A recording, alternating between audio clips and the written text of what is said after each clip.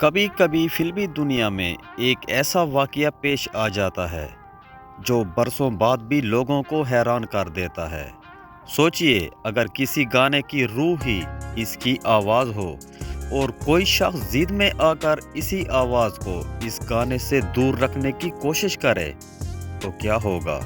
آج ہم آپ کو بالی ووڈ کی تاریخ کا ایک ایسا ہی دلچسپ قصہ سنانے جا رہے ہیں۔ ایک طرف تھے عظیم گلوکار محمد رفیع اور دوسری طرف ایک بڑے فلم ساز جنہوں نے ضد میں آ کر فیصلہ کر لیا تھا کہ وہ رفیع صاحب کے بغیر بھی ہٹ گانے بنا سکتے ہیں۔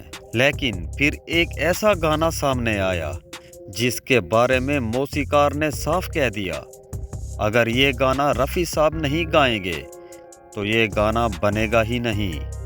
آخر وہ کون سا گانا تھا؟ کون تھا وہ پروڈیوسر؟ اور کیوں اس گانے کے بعد سب کو ماننا پڑا کہ محمد رفیع صاحب جیسی آواز دوبارہ پیدا نہیں ہو سکتی؟ آئیے اس دلچسپ کہانی کی طرف چلتے ہیں۔ یہ بات ہے 1950 کی دہائی کی، جب بالی ووڈ میں موسیقی کا سنہری دور چل رہا تھا۔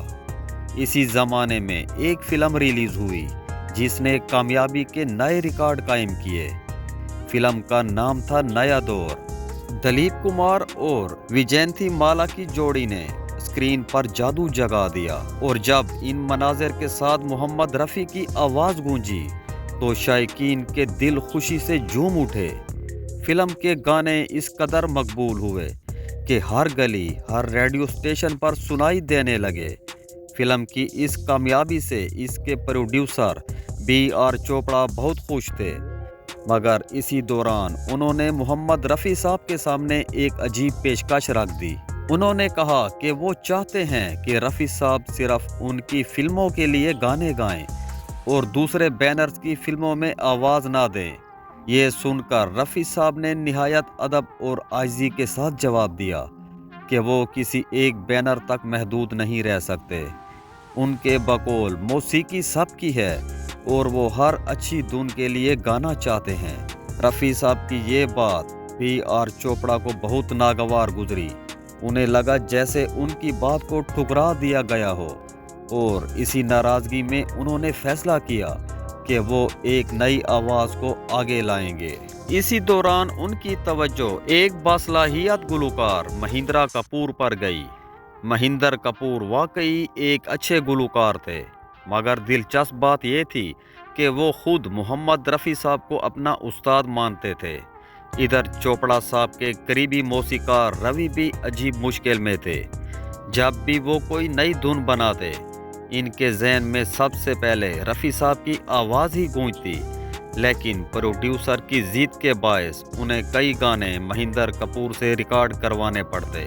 وقت گزرتا گیا اور فلمی دنیا اپنی رفتار سے آگے بڑھتی رہی۔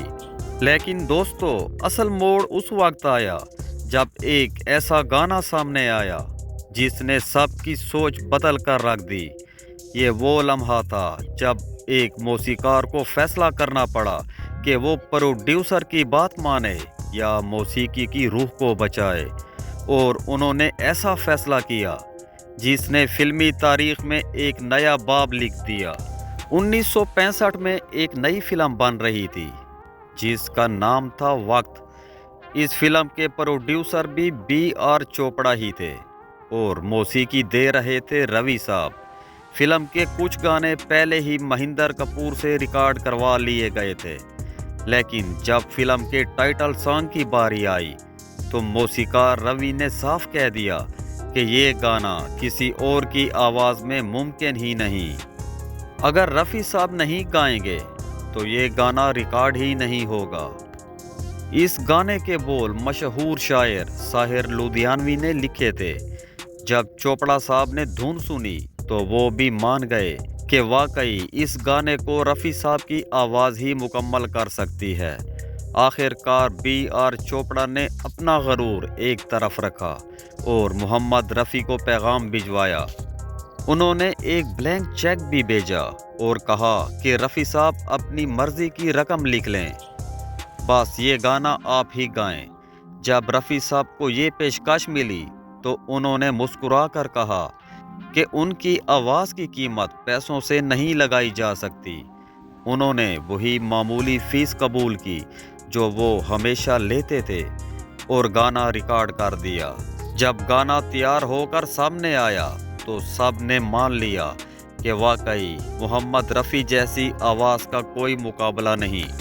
دوستو، اگر آپ کو یہ ویڈیو پسند آئی ہو تو ویڈیو کو لائک کریں، شیئر کریں اور چینل کو سبسکرائب کرنا مت بھولیے گا۔